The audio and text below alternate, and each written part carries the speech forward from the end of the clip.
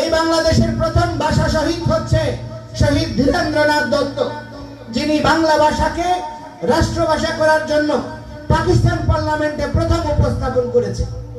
অথচ আমরা বাংলা কথা বলছি, বাংলা ভাষী বলে কথা বলছি, বাংলা ভাষায় শ্রেণীর চুলকানি রয়েছে। হিন্দু নাম শুনলে গায়ে জ্বালা করে, রবীন্দ্রনাথের নাম শুনলে গায়ে জ্বালা করে। তো সুতরাং আমি আপনাদেরকে বলতে চাই, আমাদের পূর্বজরা, আপনাদের পূর্বজরা তো সবাই হিন্দু ছিল, সেই হিন্দুর ধারাবাহিকতা থেকে আপনারা আজকে পরিবর্তিত প্রেক্ষাপটে পরিবর্তিত রূপ লাভ করেছেন।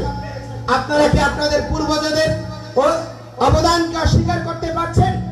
আপনারা কি তাদের পূর্বজদের এই ভূমিকে, এই কৃষ্টিকে, এই পরিবেশকে, এই বাতাবরণকে অস্বীকার করছেন?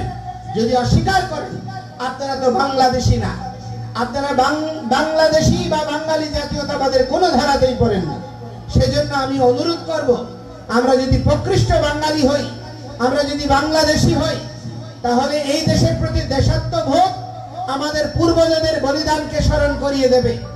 আমি বলেছি, হোসেন শহীদ সোহরাওয়ার্দী, শেরে বাংলা কে ফজলুল হক, মাওলানা ভাসানী, ডক্টর আপনার কমরেড মনি সিং, বঙ্গবন্ধু শেখ মুজিবুর রহমান, শহীদ প্রেসিডেন্ট জিয়াউর রহমান, ওনাদের সকলের অবদান আছে। এই আমাদের অনেকগুলো গুণী ব্যক্তিত্বরা ছিল, যারা এই বাংলাদেশকে একটি অসাম্প্রদায়িক রাষ্ট্র বিনির্মাণের জন্য, এই বাংলাদেশকে একটি প্রগতিশীল দেশ বিনির্মাণের জন্য আত্মাহুতি দিয়েছে। বাংলাদেশের সংবিধান রচনার ক্ষেত্রে, আদর্শ নিরূপণের ক্ষেত্রে ওনাদের অনেক আত্মত্যাগ ছিল।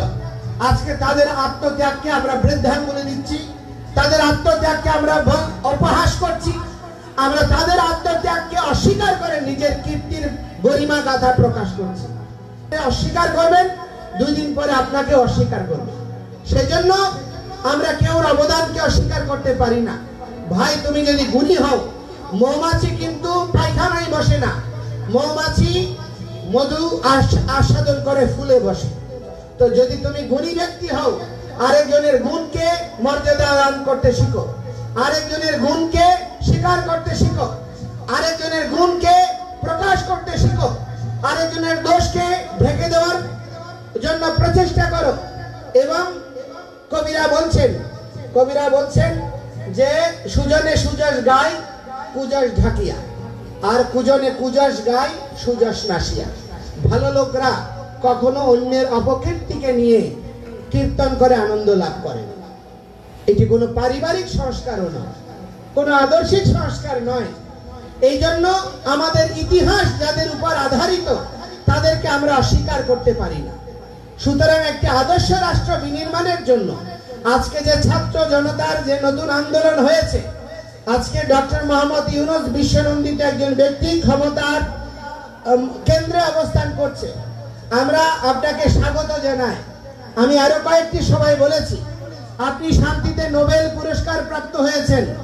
তো যদি জনমনে শান্তি না আসে, যদি জনগোষ্ঠীর মধ্যে অধিকার বোধ তৈরি না হয়, তার অধিকার প্রাপ্তির পথ সুনিশ্চিত না হয়, তাহলে এটি প্রহসনে পরিণত হবে।